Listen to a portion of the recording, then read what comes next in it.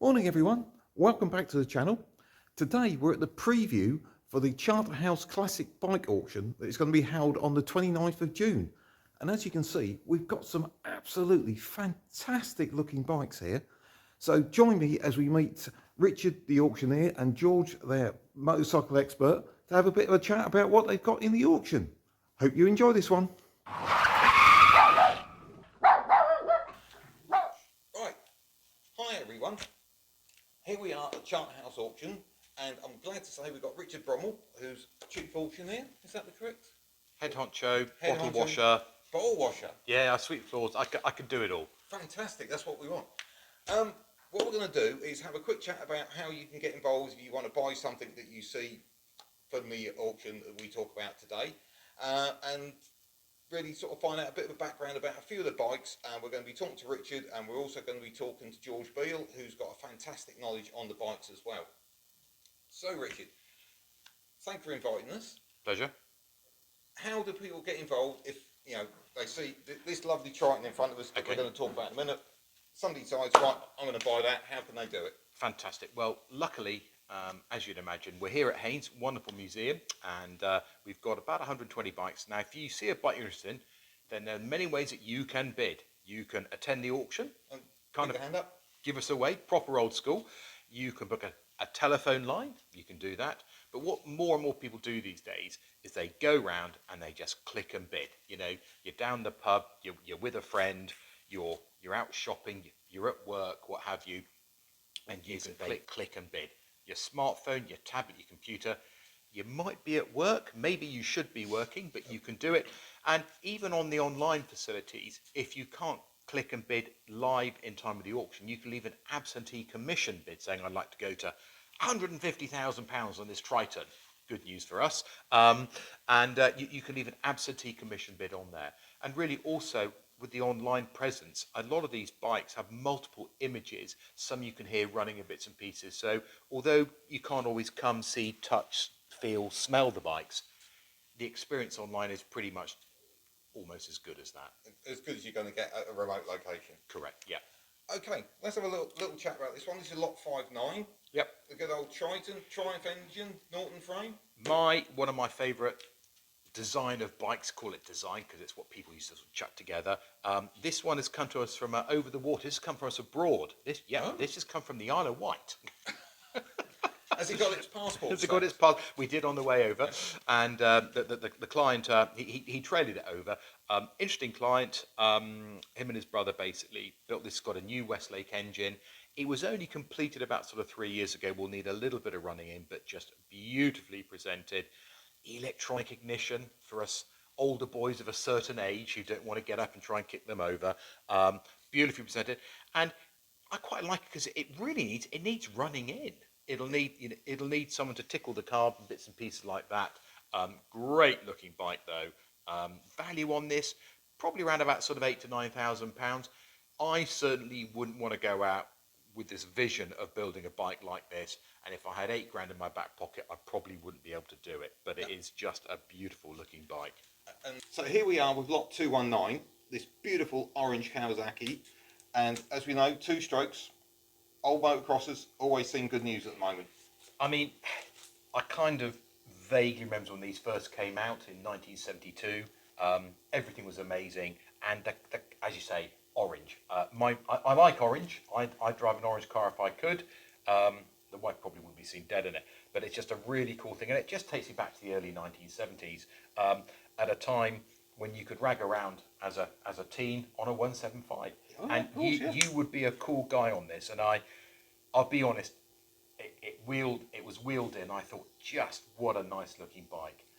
Would the wife want me to have this? And I decided that she would like me to have this. So I could relive being a young boy all over again. But this time I could sit on this and I could whiz up and down, smoke pouring out the back, having a great time. Maybe trying to pull a wheelie or two. Obviously, I'm going to fall off. Yeah.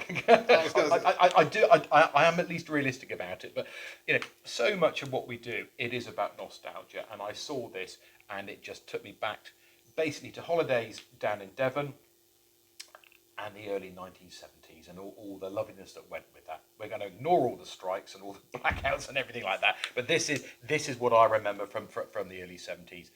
It's not an expensive bike, $3 to $4 grand.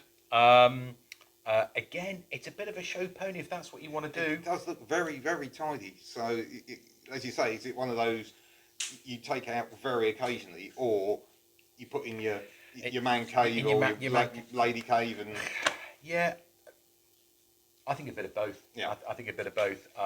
It's small, it's lightweight, it's going to sound great, and we're all going to feel young all over again. Well, I certainly will. It just needs a bit of fuel. Get it going. Yeah. Get on it. Have some fun. No, looks a really nice little bike. Yeah. So here we have lot 208, and this is a bike with a little bit of history, which is quite interesting on the owners, isn't it? Yeah, we've got the Douglas Dragonfly, owned by John Surtees, legendary, and this was owned previously by the legendary James May. There we go. Well, as on Grand Tour, don't mention Top Gear. Don't mention Top. So there we are, John Surtees, James May, all in the same Charterhouse auction. How fabulous! So it's a black bomber. 1966, a great year. World Cup. Other bits and pieces as well. I was born, in case you're worried. I thought you were leading up to that one. Yeah. There's always going to be. I'll try and get myself in there somewhere. But the Honda 450, the black bomber. Unusually, we don't have this one. We've actually got two. We've got a brace of black bombers. This one here, as I say, previously owned by James May. Low ownership, only 3 previous owners. An estimate on this around about sort of £7,000 to £8,000. But some interesting history. And there's a nice photograph, we've seen them as well, of James May sitting on it as well. So the proof is in the pudding. So, yeah. And of course, for people who can't remember back to 66, this was very early days for the sort of Japanese invasion, really, wasn't it? So this is quite a rare survivor, and to have two is, yeah. The Japanese importation of good, reliable road bikes, you mean? Non-leaky, yes. Yeah, so no, it wasn't. It's a 450, and it's just a pretty cool bike. When you look at the rev counter, when you look at the speedo, it's just completely different to our twin binnacles and bits and pieces.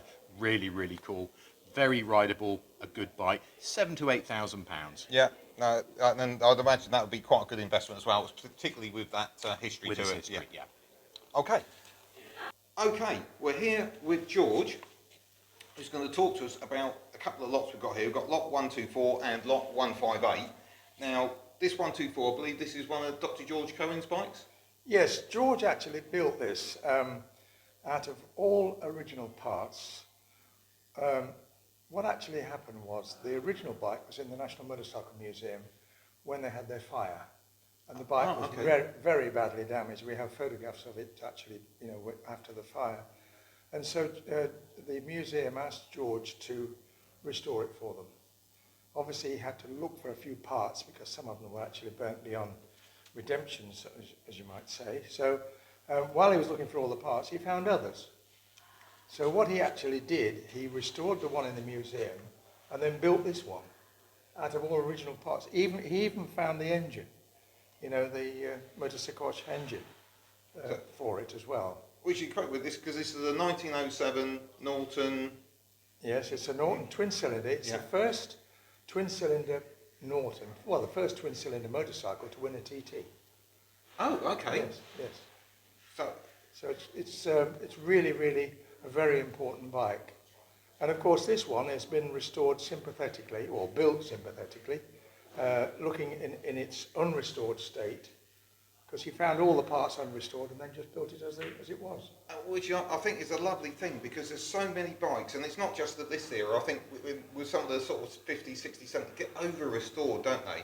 But this has got such a beautiful patina. If you look at the seat and the metalwork, it's fabulous, isn't it? Well, yes, it definitely looks as though it's came from the race in 1904 and was never touched since. No. This is the way people like to have them, because if you get something like this, rather than something that's restored, you have two choices with this. You can leave it as it is, or you can restore it. Oh. But once it's restored, you can't unrestore it. It's only original once, as they say. Absolutely, yes. So, but very interesting, exact copy of the original one. So, interesting thing to buy. Okay.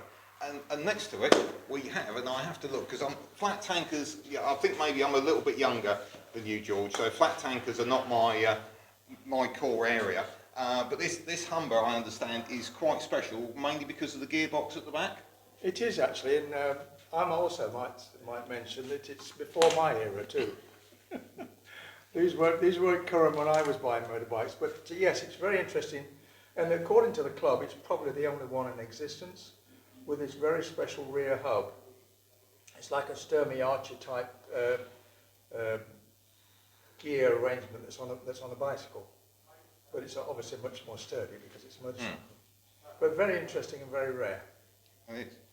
Okay, let's move on and have a look at a couple of others.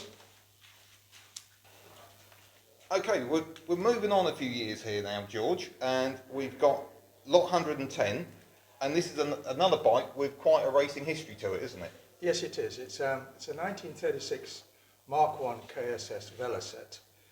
It was purchased by a gentleman called Richard Murdoch, and he bought it. And at the factory, they actually fitted some racing parts, which are KTT parts, to it. Okay. And he raced it at Brooklands. And we have evidence of that because in those days you raced road bikes which were road registered, so the registration number, and we have photographs of him on the bike at Brooklands with that number on it. So we know it's the same bike. There can't be many bikes that have got pictures of them at Brooklands, because Brooklands closed nearly sort of 85, 90 years ago. So yes. Also, if any bike has Brooklands racing history, it's more important than having history racing anywhere else. Oh yes. Yeah. Particular people who like the early bikes, of course. Yeah. That's really interesting. And this one looks like it does need a little bit of work. I noticed we've not got a chain to the final drive and so on. Well, this bike was owned by a gentleman who was a motor guzzi specialist, actually, but this was something that he found in a blacksmith shop donkeys years ago. Oh. And it took him several years to persuade the owner of the blacksmith shop to sell it to him. But eventually he bought it. There were some parts missing, but all the major parts were there. And he actually started restoring it, but unfortunately he passed away before he could finish it. So we have all the parts to fit onto it, but they're not fitted onto it yet. Okay. But all the parts are here with the bike. But it looks a good project for someone. Yes, it would be. I mean, it's the sort of thing that I would like to get my teeth into. But, you can't do everything in this world. No. But right, here we are with lot 194, and I doubt many of you have seen one of these before. It's called a Silk. It's a British-made bike, and it's one that we know a fair amount about, but because there was only 138 of these made... Yes, that's correct. We've got, there isn't an awful lot to go on, really, but, the history of this is actually back with an old British manufacturer called Scott, I believe. Yes, the gentleman called Silk actually purchased the Scott name, I believe, and then decided he wanted to continue the manufacturing of this type of bike. So it's basically the same engine configuration as the early Scott. In fact, we have an early Scott in this sale anyway. It's a water-cooled two-stroke, but very well made actually. He only made 138. And he's still around, and he still rides one himself, apparently. Oh, okay. And he's actually seen this bike and likes the look of it, and actually told the owner that it's extremely well restored. And it was the owner's favourite bike. He's had it for many years, rode it regularly, and is somewhat reluctant to let it go because of ill health. But anyway, but iconic British bike, later model two-stroke. Okay, here we are at lot 145, and I doubt many of you have heard of a Koenig, and we haven't got any production numbers of these, but it's very small. But this is the bike, incredibly, that nearly won the World Championship, 500cc in 1972, I believe. Yes. And this one is quite a good history bike, because I think it's virtually one owner, isn't it? It is actually. The owner bought it from the factory, from Kim Newcomb himself, in 1972. And he raced it for many, many years, and he's obviously kept it all that time, and he's just recently restored it and now decided to sell it because he's a bit too old to ride it anymore. But they were really a very, very fast machine in their day. This was the period when Yamaha were coming out with their two-strokes, with the TR2s and TR3s, Yamahas. They were actually probably slower than this, but the problem with this bike, the ignition was always a problem. ignition. Most of the time when it didn't finish, it was ignition problem. Ah, okay. Because the interesting thing with this is the engine originally was from a boat. It wasn't a specifically designed bike engine for racing. It was someone who spotted this in a boat and thought, we need to put that into a bike chassis, and off we go. And this was the result. It was actually Kim Newcomb, I believe, who decided to, who obviously heard about this company called Koenig, who manufactured boat engines, two-stroke boat engines. The original size of the engine was 680, but he asked them to produce a 500, and then managed to put it into a, I don't know who actually made the chassis in the first place, but put it into a decent chassis and rode it very successfully. And had he not been killed at Silverstone in 1972, he probably would have been world champion. Yeah. Quite an incredible, almost not quite unique, but very rare piece of kit. It was great history. I really like this. I'm into these niche bikes, so yeah, I really like this. Me too, because I was involved in racing in the period, and I knew how good they were, and everybody did. And the Japanese manufacturers. This was the only bike that really bothered the Japanese manufacturers in the day. But of course, unfortunately, the ignition let them down many, many times. What number was it again? Okay, here we are at lot 137, and George has picked this one out because it is a little bit special. Now, initially you look at it and think, oh, it's a Triumph 100, but there's bits dripping off this which you won't see altogether in one place anywhere else, more than likely. That's correct. This is a 1952 T100 Triumph, but it's fitted with the race kit that the factory provided in that period. And actually, the owner of the bike bought it as a sort of unrestored item, but soon realised that there's certain things about the frame which actually tell you that the race kit parts can be fitted to it. So he decided to look all over the world and find the race kit parts, and most of the parts he found were actually original. And he's restored everything, and it's in as it would have been fitted with a race kit in 1952. The original race bike that Triumph made in the period was called a Triumph GP, and the engine of that bike was actually based on a generator engine, strangely enough. Of all things, okay. So this engine is actually comes from the GP racing engine, which was from a generator. And they made lots of these, and they're very, very popular now. They sell very well, but this one is very special because it has the race kit parts with it. Because I imagine, and obviously you've got a massive racing background, is that those parts tend to, somebody buys a kit from the factory, puts it all on the bike, great, and then over the years bits get replaced and disappear off elsewhere.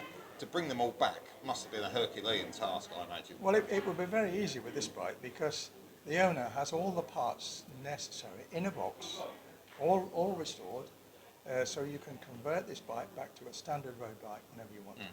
But finding those race kit parts, getting them all back together must have been quite a task, because they get scattered. Racing parts tend to get replaced and scattered all over the years, don't they? Yes, I understand some of the parts came from Australia. Oh wow! As far away as that, he's just scoured auto jumbles and classic bike shows and things like that, and eventually found all the parts, which was pretty clever of him, actually. I think it took him a couple of years to do that, but he's actually done it now, and the bike's exactly as it was in race kit form. But as I said, he does have all the parts to convert it back to a standard road bike. Yeah. So you've got almost two bikes for the price of one. Yes, absolutely. Yeah. Absolutely. Brilliant. Yeah. Okay, thanks for that, George. Okay, here we are with lot 33, and this is something which is unique. It's one of Dr. George Cohen's bikes. It is. But apparently you tried to ride it, but it wouldn't start. You wouldn't believe it, but this really is not a motorcycle. It's a bicycle, because it is made of wood, and we know that because we can give it a tap. We know that because it's got all these wormholes in it as well. And this is George Cohen, Norton George, to me, at his best. I mean, it is great fun. From a distance, people think, oh, that's a nice early flat tanker, isn't it? Yeah. And they kind of get up close and think, do you know what? Those cylinder heads, it just doesn't look quite right. And then they realise that it's got a 5-speed Shimano gearbox at the back, and it is a bicycle. You know, he's made some forks up. He's even made a sort of a fake sort of belt drive and bits and pieces. Great bit of fun. No reserve, no idea what it's worth, Well, but it's, it is fun. Even on the top here, I was going to say, were they jam jar taps? they're jam jar tops, which he's just screwed in there. It's all a bit of nonsense. It's all a pastiche. It's all a fake. But most importantly, it's a bit of fun and puts, you know, when you're riding around the paddock, when you're at Goodwood, Yeah. at the revival, this is, you know, this is what you want to sort of be seen on, isn't it? I think it's a really, really cool thing. What I love about it is that the closer you look, the more oddities you see. It's like copper pipe clamps. There is, Yeah, for yeah. your domestic heating there and bits and pieces. Real spark plugs though. I think they're probably past their sell-by date. It probably all needs a good decoke as well. But what a bit of fun, what a bit of madness. And I don't know, if you've got a barn, chuck it up in the rafters. It is, as I say, I've never sold one quite like this before. Everything's bent on it. It all needs servicing. The tyres are flat.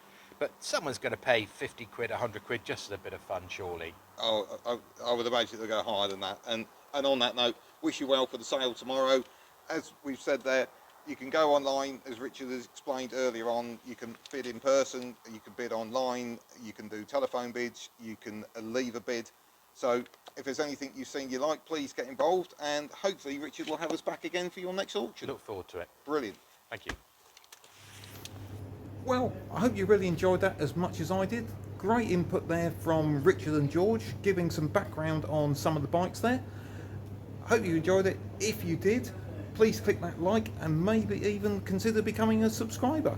And we'll be back soon with more great content on Oscar's Garage. See you soon.